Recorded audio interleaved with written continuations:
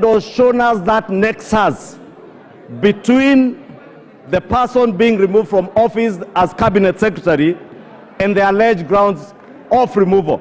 And the straight answer, Honorable Speaker, is none. There is completely no nexus between the allegations that the Honorable Jack Kwamboka presented in his moving of this motion, Honorable Speaker. And indeed, Honorable Speaker, if you listen to Honorable Jack Kwamboka, Honorable Speaker, if you can protect me from the members who are consulting very loudly. Honorable Speaker, I was asking if you can protect me from the loud consultations. Order, especially here. Order, honorable members. Members on their feet. Your standing orders say only the members speaking should be on their feet. If you are in transit, then transit to where you are going. Go on.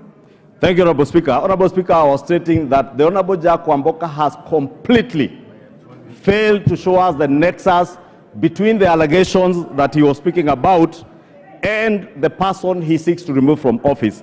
Indeed, in his own submission, Honorable Speaker, he has alluded to issues touching on procurement and distribution of fertilizer by the National Cereals and Produce Board.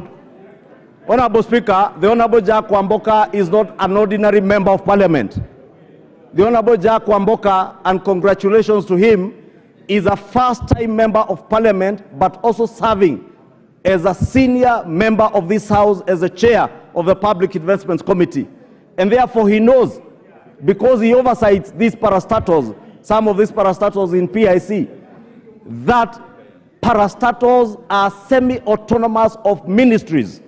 And indeed, the State Corporations Act is very clear that ministers, principal secretaries or accounting officers cannot and must never be seen to micromanage parastatals or state corporations. The Honorable Kwamboka has failed to show us the nexus between Cs Linturi and the procurement processes or distribution of fertilizers at NCPB. Indeed, Honorable Speaker, he also failed to inform the House that DCI that has been investigating this matter has already preferred charges against arrested and preferred charges which the DPP has consented to for the prosecution of officers that DCI feels might be culpable on the matter of the procurement and distribution of this fertilizer, Honorable Speaker.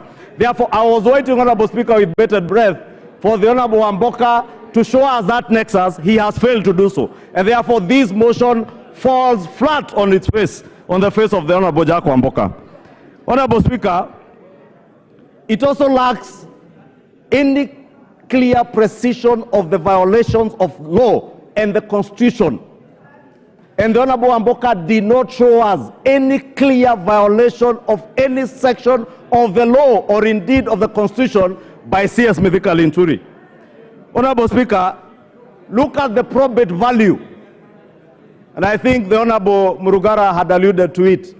The Honorable Mbaya had also alluded to the probate value of the issues that the Honorable Jack Kwamboka has tabled before the House. Honorable Speaker, he took us through what the Honorable Member for Kilifi North was telling us were not just excerpts from Citizen, NTV, Nation newspapers, Star newspaper, and other media houses. And Honorable Speaker, we have tremendous respect for our media houses because as a fourth estate, they have a duty like we do to oversight government and the executive, Honorable Speaker. And we must allow our media houses to help us to raise issues that are also of concern to the people of Kenya, just like we raise. But media houses cannot be the basis, Honorable Speaker, in line with our own procedures in this House, to adduce evidence before this House. And Honorable Speaker, I dare ask, if we were to prosecute, if we were to impeach Cs Linturi on the basis of newspaper articles, Honorable Speaker, allow me the indulgence, Honorable Speaker, to read a newspaper article that was featured by the Sunday Nation on April 14, 2024. And this article, Honorable Speaker, said that House team boss on extortion spree. And I'm reading this article, Honorable Speaker, so that we may ask ourselves, if I am that House boss being reported here on an extortion spree, would it be fair for us to impeach myself if that House boss is the Honorable Wamboka, the mover of this motion? How fair would it be for me to move the House to impeach the Honorable Wamboka on the basis of a newspaper article from a gossip column like this one, Honorable Speaker?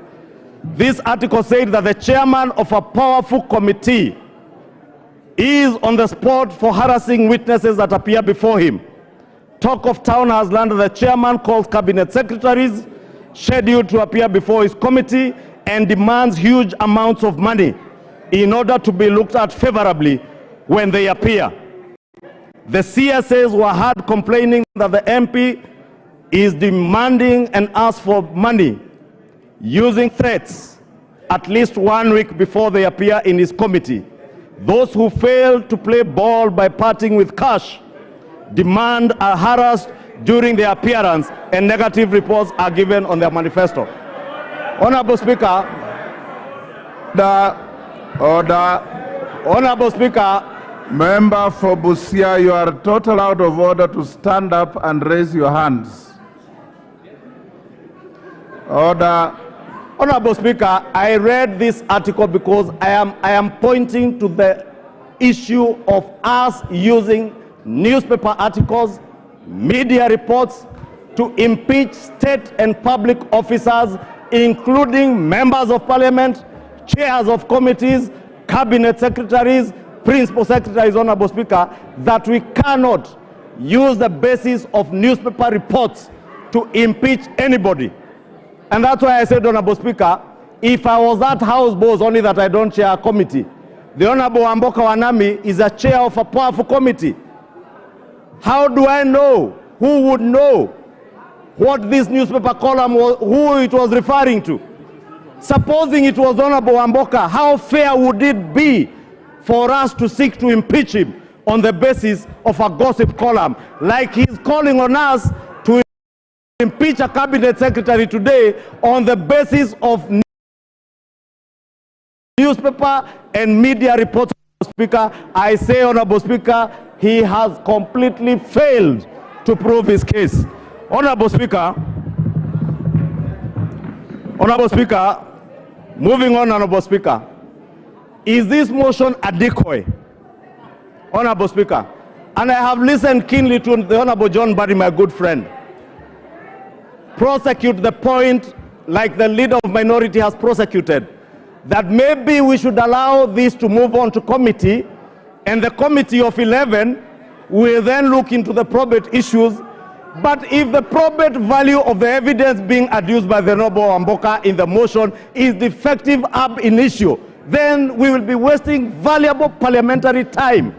Honorable Speaker, if you want committees to look into this issue, I am certain there are many members, including the member for Kwanza, who sit in the Agriculture Committee.